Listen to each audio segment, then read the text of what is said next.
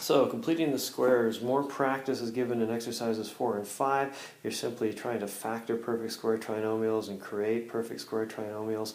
Once you recognize perfect square trinomials, like this one for instance, you'll always notice that the coefficient in the middle here, divided by 2, will be part of the perfect square trinomial. In this one, it is factored into x plus 3 squared. And I know this because 3 times 3 is 9 and 3 plus 3 is 6.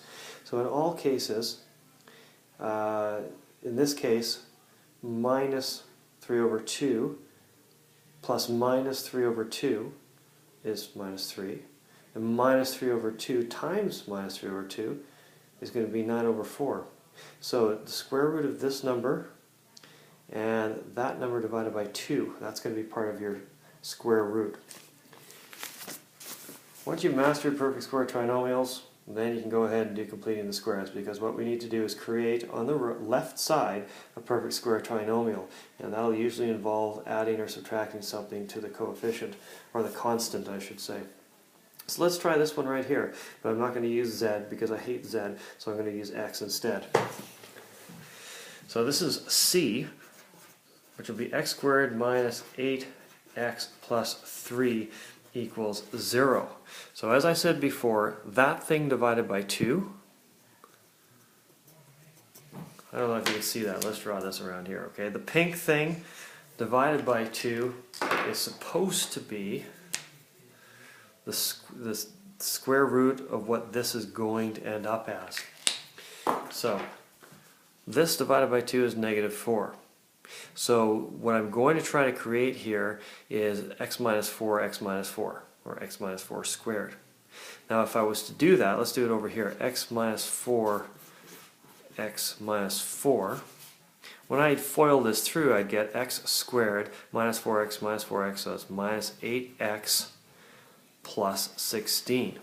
So that's what I'm looking for. I'm looking for plus 16 in this equation. What do I got to do to get plus 16 in this equation? I've got to add 13 to both sides. So I'm going to rewrite this now as x squared minus 8x plus 3 plus 13 equals 13. So I've added 13 to both sides. And what that leaves me with is x squared minus 8x plus 16 equals 13.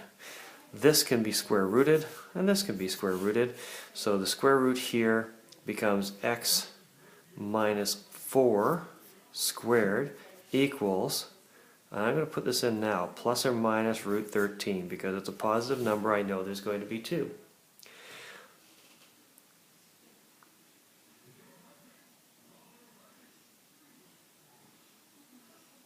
I messed that up. You see where I messed that up? That's not supposed to say that. That's just supposed to say x minus 4. Because I square rooted both sides. And the square root of this is in fact x minus 4.